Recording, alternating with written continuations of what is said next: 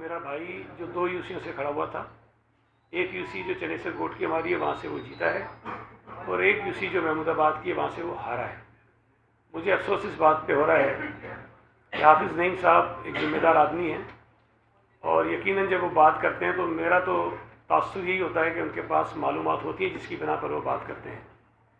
तो एक TV channel पर बैठकर इतनी गैर जिम्मेदाराना बात कर देना इस बात को साबित कर रहा है कि जो इत्तलात उनके लोग उन तक पहुंचा रहे हैं वो दुरुस्त नहीं है।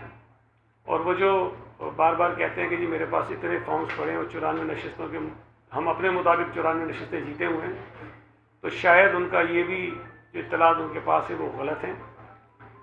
मैं पहले दिन से ये कह रहा हूँ कि हम जमात इस्लामी से तरजीही तौर पर बात करना चाहते हैं। तरजीहन हमारी जो तरजीह है वो जमात इस्लामी, और हम उससे बात करना चाहते हैं कि केएमसी में जो मेयर, डिप्टी मेयर और टाउन्स में जो इंतखाबात होंगे वो ज़्यादा बेहतर होगा कि पाकिस्तान पीपल्स पार्टी और जमात इस्लामी आपस में बैठकर ये मामला तय कर लें। हम ये बात बार बार कह रहे हैं कि जिन नशस्तों पर आपको एतराज़ है, जिन नशस्तों पर हमें एतराज़ है, जिन नशस्तों पर पीटीआई को एतराज़ है या किसी और जमात को एतराज़ है, तो उन एतराज़ात को हम कानून के मुताबिक आगे बढ़ा सकते हैं, और वो बढ़ भी रहे हैं। पीटीआई ने भी दरख्वास्तें दी हैं रिकाउंटिंग की। मेरी मालूमात के मुताबिक कम से कम डिस्ट्रिक्ट ईस्ट में आज 2 यूसीज ऐसी हैं जो पीटीआई की दरख्वास्त पर जहाँ रिकाउंटिंग हो रही है। हमारे कुछ उम्मीदवार जो जीत गए उन्होंने रिकाउंटिंग की दरख्वास्त दी है कि हमारे जितने वोट बताए गए हैं वो शायद कम है, हमारे वोट इससे ज़्यादा हैं, लिहाजा दोबारा रिकाउंटिंग की जाए, जीते हुए लोगों ने। सिमिलरली जमात इस्लामी के भी कई लोगों ने दरख्वास्तें दी हैं और उनकी दरख्वास्तों पर भी रिकाउंटिंग हो रही हैं मुख्तलिफ यूसी से। तो ये एक अमल है और ये अमल जारी है।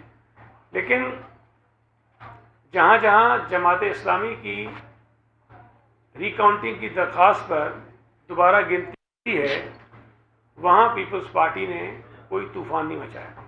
हम उस अमल का हिस्सा बने, जो उसका नतीजा आया उसको मान लेंगे। लेकिन कल एक यूसी जो अख्तर कॉलोनी की है जहाँ रिकाउंटिंग हुई, जिसके नतीजे में पीपल्स पार्टी वहाँ से जीती, तो जब वो रिकाउंटिंग जारी थी और जमात इस्लामी के हमारे दोस्तों को ये अंदाज़ा हुआ कि वो सीट शायद उनसे जा रही है, तो वहाँ बहुत ज़्यादा हंगामा आराई करने की कोशिश की और कोशिश की कि वो रिकाउंटिंग ना हो। तो ये मैं समझता हूँ कि बड़ा गैर जमहूरी एक तर्ज अमल है।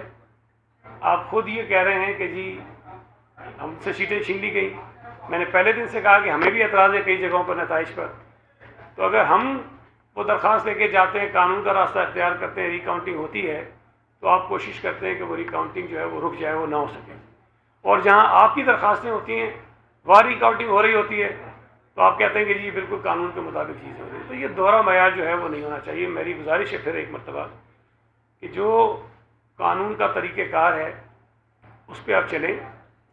जो दरख्वास्तें जिस जमात ने दी हैं उसकी रिकाउंटिंग होने दें, उसका हिस्सा बने, और जो नतीजा उसका आता है उसको तस्लीम करें। अगर उस पर भी आपको एतराज़ है तो आगे और भी फोरम्स मौजूद हैं, उस पर जाकर आप अपना जो है वो प्रोटेस्ट रिकॉर्ड करा सकते हैं। कानून के हवाले से अपनी रिलीफ जो है वो मांग सकते हैं। कल फिर डिस्ट्रिक्ट वेस्ट में भी जमात इस्लामी के दोस्तों ने जिस अंदाज में जाके वहाँ बाकायदा पूरा डिप्टी कमिश्नर ऑफिस ये रगमाल बना लिया और उसको दबाव में लाने की कोशिश की। और जो मेरी मालूमात है, मुझे सच्ची बात है बहुत अफसोस हो रहा है, मैं इस तरह नहीं समझता था कि हाफिज़ नईम रहमान साहब खुद कमिश्नर साहब से बात करते हुए उनको धमकियाँ देंगे। ये बहुत नामुनासिब बात है। आप जिम्मेदार आदमी हैं, आप मेयर के उम्मीदवार बनने जा रहे हैं, अपने आप को मेयर आप तस्वुर कर रहे हैं। आपके अगर एतराज़ात हैं भी तो मुनासिब रास्ते भी हैं उस एतराज़ात को उजागर करने के।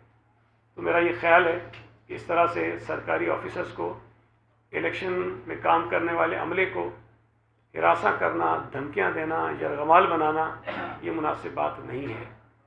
हमारे कुछ लोग कल मेरे पास आए, बहुत गुस्से में थे, बहुत नाराज़ थे रिकाउंटिंग के हवाले से, लेकिन मैंने उन्हें उकसाया नहीं।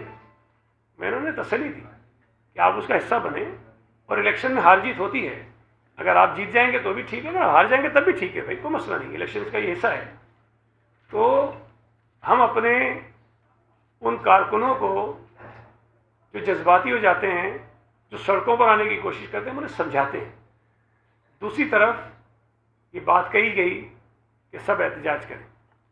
अब मैं आपको ये बता रहा हूँ कि डिस्ट्रिक्ट वेस्ट में पाकिस्तान पीपल्स पार्टी के कारकुन भी बहुत जो है वो जज्बाती हैं, बहुत नाराज़ हैं, गुस्से में हैं। तो ये कहते हैं कि अगर ये यरगमाल बना के दबाव डाल के नताइज को तब्दील कराना चाहेंगे या रिकाउंटिंग रुकवाना चाहेंगे या रिकाउंटिंग करवाना चाहेंगे मर्जी से, तो ये तो फिर जाहिर है कि सबके लिए आज़ादी होनी चाहिए। फिर भाई पीटीआई के लोग भी निकल आएंगे, फिर पीपल्स पार्टी के लोग भी निकल आएंगे। तो यहाँ एक अजीब सी सूरत हाल हो जाएगी शहर में, जिससे बचना चाहते हैं। तो मेरी गुजारिश है पीटीआई जमात इस्लामी के दोस्तों से कि आप बराए मेहरबानी इस किस्म की चीज़ें ना करें जिससे शहर में माहौल ख़राब हो। आपके एतराज़ात हैं, उनका एहतराम करते हैं। सिमिलरली आप किसी और जमात के अगर एतराज़ात हैं तो उसका भी एहतराम करें और कानून का रास्ता अख्तियार करें। आपको जो नशिस्तें मिली हैं, मैं फिर कह रहा हूँ कि वो तवक्को से ज़्यादा हैं। हमारी नशिस्तें तवक्को से ज़्यादा नहीं हैं। हमारे पास पूरा डिस्ट्रिक्ट मलीर है, 5 MPs हमारे हैं, 3 MNAs हमारे हैं। हमारी नशिस्तें 30 में से 20 हैं। कैमाड़ी में 2 नशिस्तें MNAs की हैं, दोनों हमारे पास हैं। हमने 32 में से 25 जीती है। साउथ में लियारी का जो इलाका है वो हमारा है, हमारी अक्सरियत इलाका है। वहाँ अगर हमने 12 में से 11 जीत ली हैं तो वो हैरत अंगेज़ कोई नतीजा नहीं है। हमने अगर डिस्ट्रिक्ट वेस्ट में मंगोपीर के इलाके से मंगोपीर टाउन में अलबन कोई 16 में से 10 जीत ली हैं तो ये हैरत की बात नहीं है। औरंगी टाउन में अगर हमने 3 जीती हैं 10 में से, तो ये हैरत की बात नहीं होनी चाहिए कि औरंगी में हमारे पॉकेट्स हैं। हम 2001 में भी जब एनक्यूएम ने बाइकआउट किया था, हम औरंगी टाउन से नशिस्तें जीते थे। 93 में हमारा वहाँ से MNA रहा है। तो पाकिस्तान पीपल्स पार्टी जहाँ जहाँ से जीती है वहाँ हमारा असर रसूख रहा है।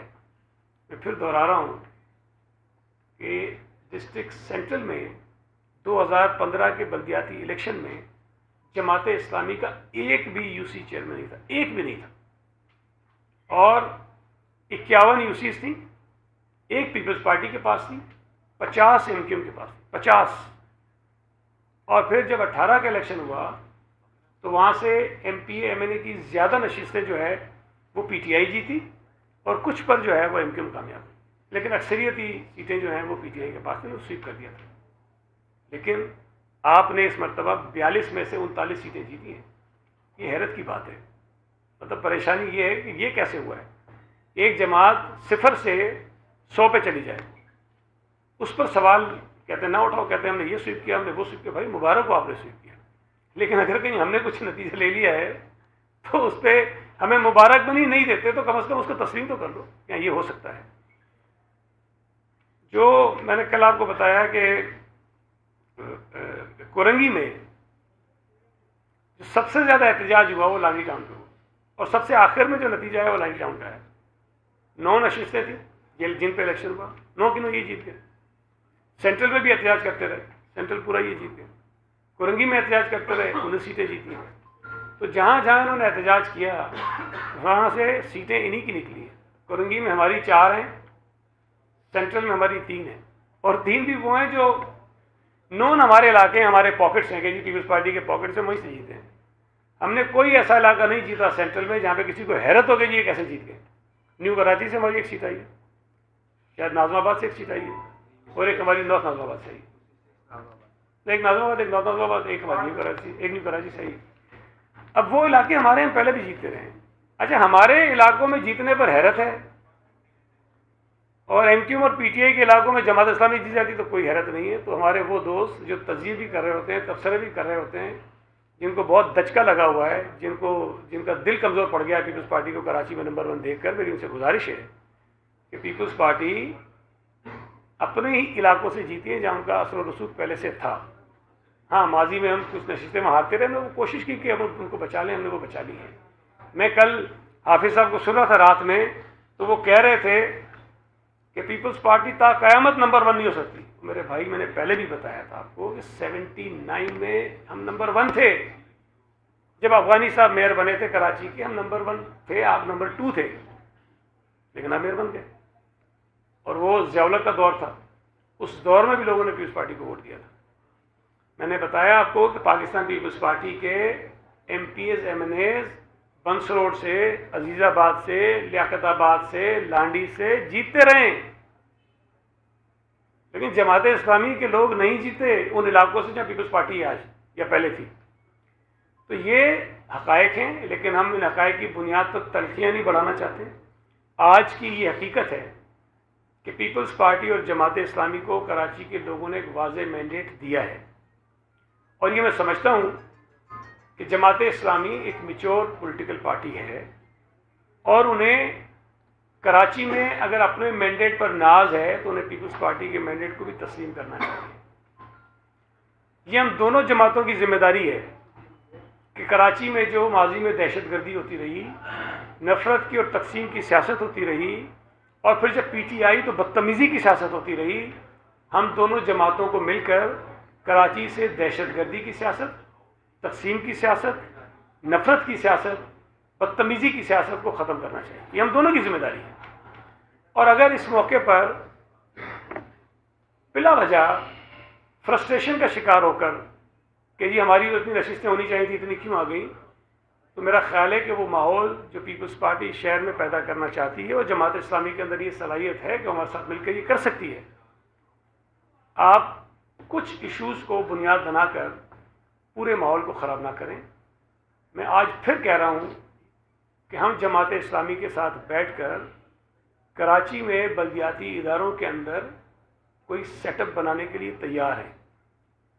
आप बैठ के बात ही नहीं करेंगे, आप हमसे मेयर बैठ के मांगेंगे ही नहीं, सिर्फ टीवी पे मांगेंगे तो टीवी पे मांगने से तो नहीं मिलेगा। आप बैठकर बात करें, हम रास्ता निकालने की पूरी कोशिश करेंगे।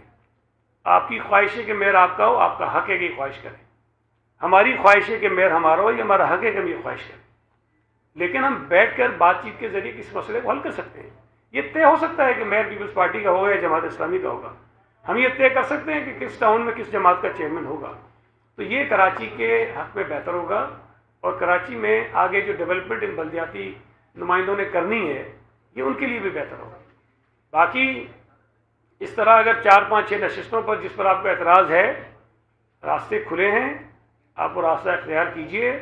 अगर तो देखें हमने एतराज़ करना होता, और जो इल्ज़ाम हम पे लगता है कि डिप्टी कमिश्नर के थ्रू और इनके थ्रू हम कर रहे हैं, तो मैं आपको बताऊं कि कानून में रिकाउंटिंग का जो इख्तियार है वो रिटर्निंग अफसर का है। ये नहीं कि वो करेगा, उसकी मर्जी है वो करे या वो ना करे। अगर हमने करवाना होता तो हम जमात इस्लामी की जहाँ जहाँ रिकाउंटिंग की दरख्वास्तें हैं, अगर हमने असरअंदाज होना होता तो हम सारी मुस्तरद करवा देते, और वो गैर कानूनी नहीं होता, वो गैर कानूनी नहीं होता। मैं आज भी आपको बताऊं कि पीपल्स पार्टी की कई दरख्वास्तें हैं जो जेन्युइन है, जहां मार्जिन जो जीत का है वो बहुत कम है, लेकिन कई रिटर्निंग अफसर नहीं कर रहे हैं रिकाउंटिंग। अब हम आगे जाएंगे कि जनाब ये हमारा हक बनता है कि अगर 5% से कम मार्जिन हो तो रिकाउंटिंग होनी चाहिए, लेकिन रिटर्निंग अफसर जिन सिंध हुकूमत पर दबाव है कि हम उस पर असरअंदाज हो रहे हैं, वो पीपल्स पार्टी के उम्मीदवार की दरख्वास्त पर रिकाउंटिंग नहीं कर रहे हैं। कई ऐसी भी मिसालें मौजूद हैं।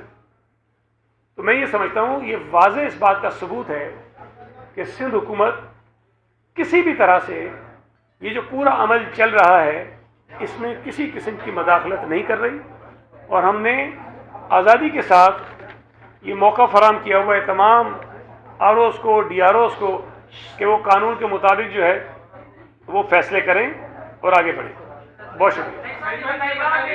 एक एक करके ज़रा आप एक पहले ही कर लीजिए। जो है वो बड़े-बड़े बयान दे रहे हैं, पूरी एमक्यूएम दे रही है कि जो भी ये इलेक्शन हुए हैं और हम उस ऐवान में नहीं, जिस ऐवान में हम नहीं है उसकी कोई औकात नहीं है।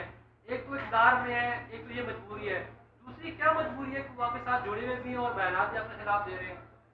यार इसका जवाब तो आप उन्हीं से लें, लेकिन मैंने बताया था पहले भी कि 85 में पीपल्स पार्टी ने बायकॉट किया, असम्बलियाँ बन गई, हुकूमतें बन गई, चलती रही, हम पछताते रहे कि हमने बायकॉट क्यों किया। 2001 में MQM ने बायकॉट किया और ये कहकर किया कि ये कानून गलत है, इसलिए बायकॉट कर रहे हैं। तो 2005 में उसी कानून पे इलेक्शन भी लड़े, लेकिन 2001 में बल्दियाती इदारे बन गए, लोग मुंतखब हो गए, और उन्होंने अपनी मयाद भी पूरी की और काम भी किया। 93 में MQM ने कौमी असम्बली का बाइकआउट किया, MNAs यहाँ से जीत गए, असम्बली में चले गए, हुकूमतें बन गई, अपना काम करते रहे। अब अगर दोबारा बाइकआउट किया है MQM ने, उनका अपना फैसला है, और हमारी कोशिश थी, हमारा ये ख्याल था कि MQM को इन इंतखाबात में हिस्सा लेना चाहिए, लेकिन जाहिर है हम उन पर फोर्स तो उनको नहीं कर सकते थे। उन्होंने फैसला कर लिया, हम उसका भी एहतराम करते हैं, लेकिन एक फ़ैसला करने के बाद, अपने आप को खुद बाहर रखने के बाद, और दूसरी जमातें जीत कर आ गई हैं, तो मेरा ये ख्याल है कि वो ठीक है। उनको यह कि ये कहें कि जी हमारे कहने पे लोगों ने वोट नहीं दिए और कोई अहमियत नहीं, कोई अफादियत नहीं, लेकिन हकीकत ये है कि तमाम के तमाम लोग जो मुंतखब हुए हैं कराची से, हैदराबाद से, वो हलफ उठाएंगे, वो अपने ऑफिस संभालेंगे और कानून के मुताबिक लोगों की खिदमत करेंगे। बात ये है कि आपने कहा कि अगर जमात इस्लामी को मेयर चाहिए तो हमसे आगे बात कर, रेडियो पे जो है वो, TV पे जो है वो बात ना करे, वहाँ पे डिमांड ना करे, तो क्या आप आधा तैयार हो गए हैं कि आप उनको मेयरशिप देंगे? और दूसरी बात ये कि रिकाउंटिंग के बाद आपकी पोजीशन क्या है और जमात इस्लामी की पोजीशन क्या है? देखिए, एक तो मैं फिर कह रहा हूँ, हम ये चाहते हैं कि मेयर पाकिस्तान पीपल्स पार्टी का हो। जमात इस्लामी ये चाहती है कि मेयर हाफिज़ नईमुर रहमान हो। ये हाफिज़ नईमुर रहमान साहब ये चाहते हैं कि हाफिज़ नईमुर रहमान साहब मेयर हों। अब अगर ये वो कहें कि जी हम भी नहीं मानते, हम भी नहीं मानते, तो बैठ तो नहीं सकते ना। बहुत सारे जो पेचीदा मसाइल होते हैं वो भी हल हो जाते हैं जब आप बैठते हैं किसी टेबल पर। जब हम बैठेंगे तो हो सकता है कि हम उनको कायल कर लें, या हो सकता है कि हमें कायल कर लें। तो ये तो इसी तरह ना कि आप किसी का रिश्ता भेजेंगे तो कोई हाँ या ना करेगा ना भाई, आप भिजवा ही नहीं रहे और आप क्या करेंगे, मानते क्यों नहीं हो? तो इसमें ये जो आप कह रहे हैं ऐसा नहीं है, लेकिन कम से कम भाई रिश्ता तो भेजना।